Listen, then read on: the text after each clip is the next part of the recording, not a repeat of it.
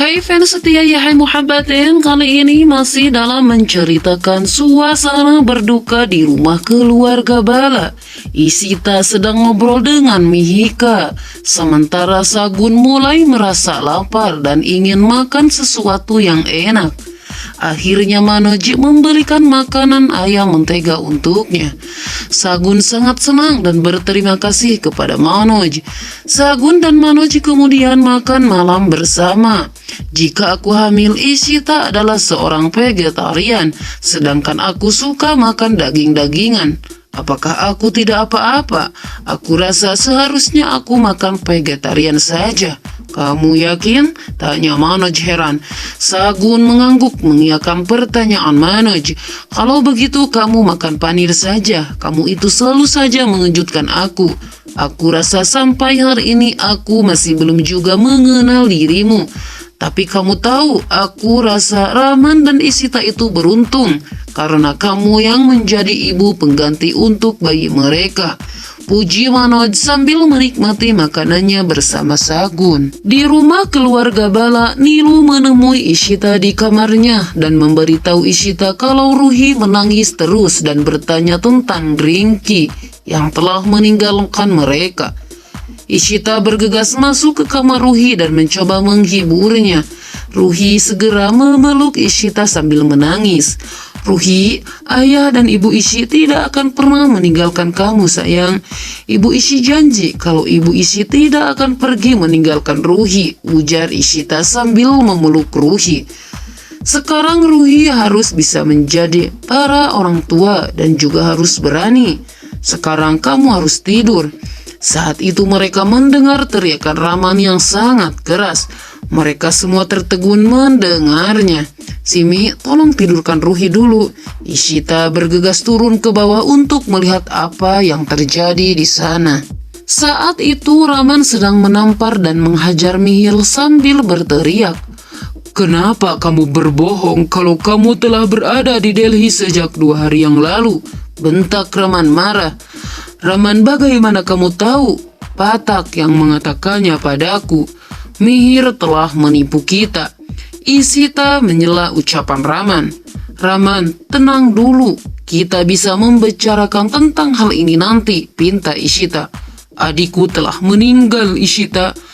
Mihir, jelaskan sama Rahman kenapa kamu berbohong, pinta Ishita. Namun Mihir hanya diam saja dan tidak berkata apa-apa.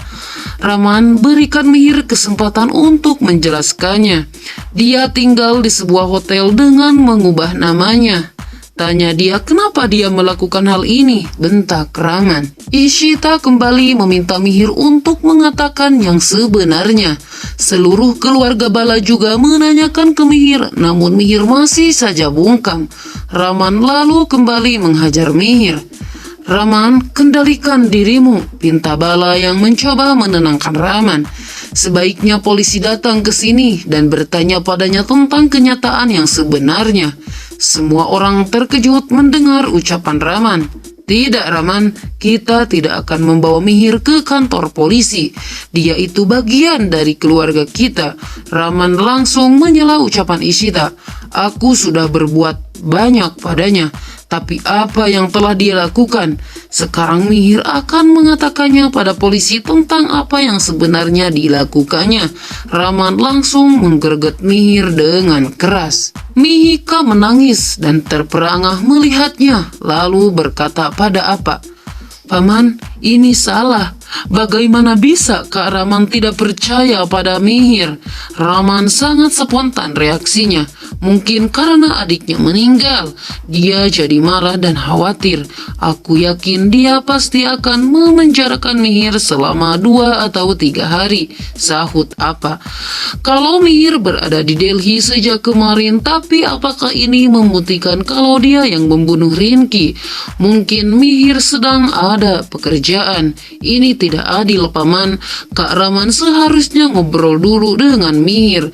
Kalau semua orang menentangnya maka seluruh dunia akan mengatakan kalau dia yang membunuh Rinki, ujar Mihika cemas. Aku akan membuktikan kalau dia tidak bersalah.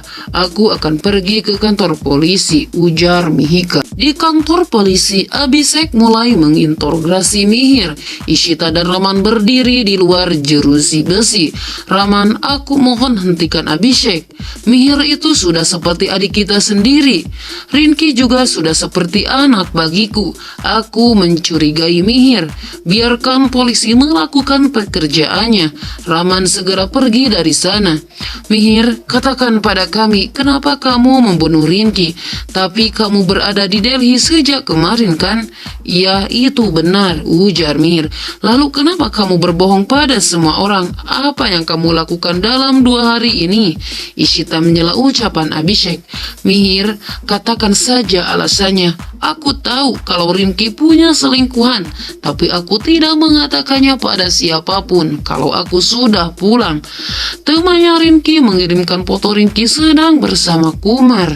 Aku datang ke sini untuk membuktikan tentang perselingkuhan Rinki. Aku memang mengikuti Rinki untuk menangkap basah dirinya. Aku lihat Rinki tidak masuk ke dalam pandal dan sedang menunggu seseorang. Aku juga melihat ketika Ishita ngobrol dengan Kumar. Ishita tertegun. Aku mendengar pembicaraan mereka dan aku semakin yakin kalau Rinki dan Kumar memang berselingkuh. Saat itu aku hendak menemui Ishita, tapi aku melihat Romi, Mihika dan Rohi datang ke pandal. Aku jadi gelisah dan tidak tahu pada siapa aku harus bicara. Akhirnya aku pergi dari sana, tapi aku tidak membunuh Rinki, bela Mihir. Kumar juga meninggalkan tempat itu dan seorang sopir taksi yang juga memberikan pertanyaannya tentang Kumar. Jadi bagaimana aku bisa percaya kalau kamu juga meninggalkan tempat itu? Kamu mempunyai motif untuk membunuh Rinki karena kamu telah dikhianati olehnya, sahut Abhishek. Tapi aku tidak membunuh Rinki. Ishita yang telah menikahkan kami berdua. Rinki itu memang masih kekanak-kanakan. Kami telah menjalani hubungan sebagai sepasang suami istri. Aku mencintai dia, ujar Mihir sedih. Aku ingin mempercayai kamu, Mihir, tapi sampai kamu mendapatkan senjata itu dan hasil laporan forensiknya belum keluar, kamu harus tetap berada di penjara karena Raman telah melaporkan kasusmu ini, ujar Abhishek menimpali ucapan Mihir. Mihir, katakanlah sesuatu untuk membuktikan kalau kamu tidak melakukan hal ini, pinta Ishita cemas. Bagaimana bisa Raman mengira kalau aku yang membunuh Rinki? Aku tidak punya bukti apapun, Ishita. Aku sudah mengatakan semuanya, kenyataan yang sebenarnya. Aku tidak membunuh Rinki. Dia itu adalah istriku. Ishita hanya bisa menangis mendengar penjelasan Mihir. Apapun yang terjadi, jangan kehilangan keberanianmu. Aku akan selalu ada bersamamu sampai aku membuktikan kalau kamu tidak bersalah. Aku tidak akan berhenti berusaha, ujar Mihika optimis. Aku tahu kalau kamu baru aja kehilangan istrimu. Aku akan melakukan semaksimal mungkin untuk membebaskan kamu. Baru kemudian aku akan berhenti. Mihir masih saja menangis mendengar ucapan Mihika. Mihika kemudian berlalu dari sana dan berterima kasih pada Abhishek. Abhishek merasa heran, apakah ini sebuah persahabatan yang kuat di antara mereka atau ada yang lain? Gumam Abhishek penasaran.